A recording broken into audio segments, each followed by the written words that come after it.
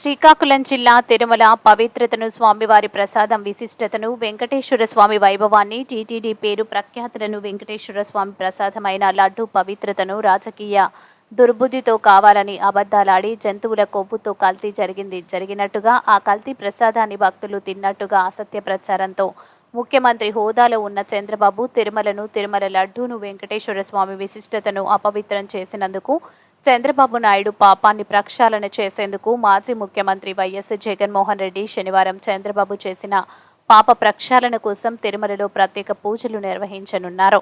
దీనికి మద్దతుగా మన పలాస నియోజకవర్గంలో పలాస ఉల్లాసపేట శ్రీ వెంకటేశ్వర స్వామివారి ఆలయంలో మాజీ మంత్రి డాక్టర్ సీదిరి అప్పలరాజు మరియు వైసీపీ నాయకుల ఆధ్వర్యంలో జరిపారు.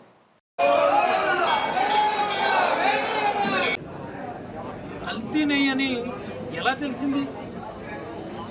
తిరుమలలో ఉన్నటువంటి ల్యాబ్స్ వల్లనే కదా, తిరుమలలో ఉన్నటువంటి ప్రత్యేకమైనటువంటి ఏర్పాట్ల కారణంగానే కదా, తిరుమలలో ఉన్నటువంటి స్ట్రింజెంట్ క్వాలిటీ చెక్ మెజర్స్ కారణంగానే కదా కల్తీ నెయ్యి వచ్చిందనే విషయం తెలుసు. తిరుమలలో ఉన్నటువంటి ఏర్పాట్లే, ఎవరికి ఏ టెండర్ వచ్చినా ప్రసాదాల్లో నైవేద్యాలు ఉపయోగించే ఏ పదార్థమైనా సరే ఎవరికి ఏ టెండర్ వచ్చినా NABL అక్రిడిటెడ్ ల్యాబ్ ద్వారా సర్టిఫై చేసినటువంటి క్వాలిటీ కంట్రోల్ సర్టిఫికేట్తోనే ఆ కన్సైన్మెంట్ని తిరుమలకు పంపించాలి. వన్స్ తిరుమలకి రీచ్ అయిన తర్వాత వాళ్ళ ల్యాబుల్లో ఎగైన్ వాడు మళ్ళీ పరీక్షించి నాణ్యతకు లోబడి ఉంది అని వాళ్ళు నిర్ధారించుకున్న తర్వాతనే ఉపయోగించడానికి అవకాశం ఉంటుంది. ఇది గత కొన్ని దశాబ్దాలుగా ఉన్నటువంటి వ్యవస్థ. ఏ ముఖ్యమంత్రి అయినా, ఏ టీటీడీ చైర్మన్, ఏ ఈఓ అయినా ఇదే చేయాలి. మరి ఈరోజు ఉన్నటువంటి ఈఓ శ్యామలరావు గారు, ఆయన కూడా అదే పని చేశారు. ఆయన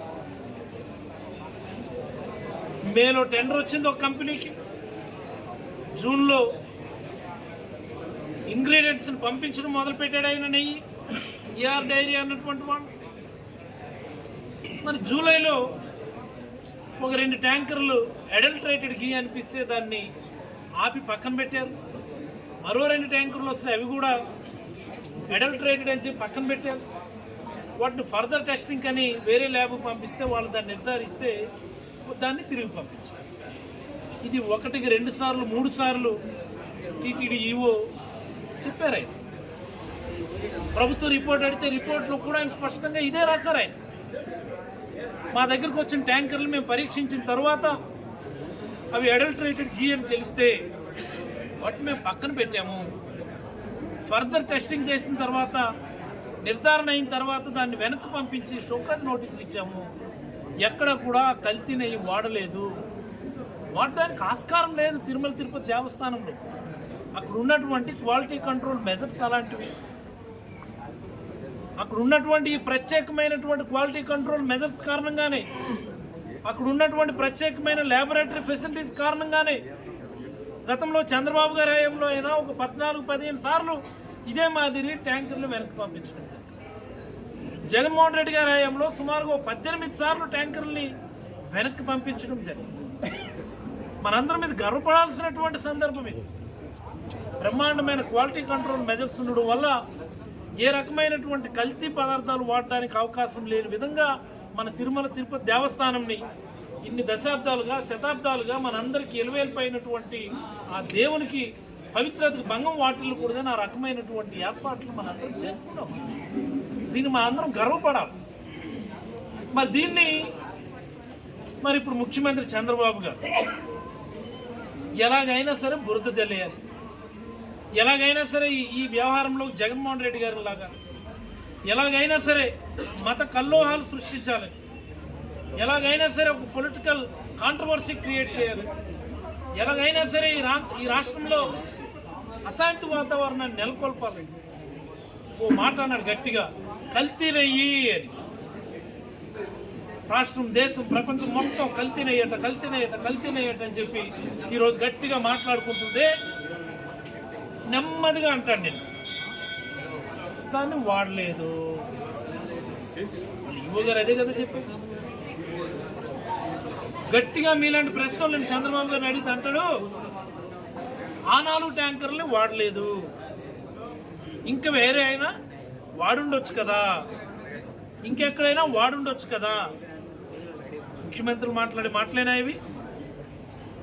ముఖ్యమంత్రి స్థానంలో ఉండి అబద్ధాలాడటం ఎవరికైనా సాధ్యమా? ముఖ్యమంత్రి స్థానంలో ఉండి ప్రూఫ్స్ లేకుండా మాట్లాడడం ఎవరికైనా సాధ్యమా? ఎవరైనా అలా మాట్లాడతారా? ముఖ్యమంత్రిగా ఉండి లేని అపోహలను ఎవడైనా సృష్టిస్తాడా? ఇంకెక్కడైనా వాడుండొచ్చు కదా. మరి దేనికి నీకు ముఖ్యమంత్రి పదవి ఇచ్చింది? వాటన్నిటిని కనుక్కోవడానికే నీకు ఇచ్చింది, అవేవి జరగకుండా చూడడానికే నీకు ఇచ్చింది ముఖ్యమంత్రి పదవి.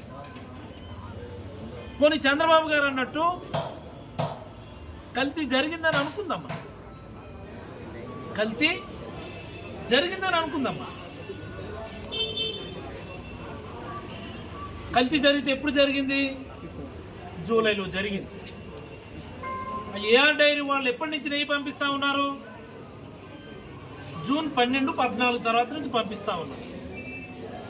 మరి ఈ టైంలో ముఖ్యమంత్రి ఎవరండి?